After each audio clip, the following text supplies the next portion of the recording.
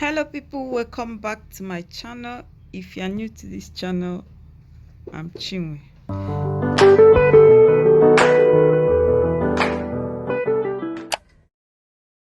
So guys, in today's video I'm going to share with you guys how to tie twisted gele with wrapper.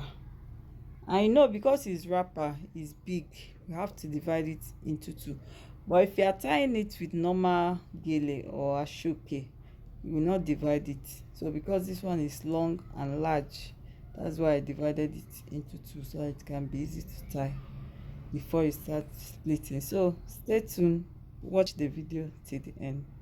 And if you have not subscribed to my channel, please just hit that red subscribe button so that you'll be part of the family. Thank you. Enjoy the rest of the video.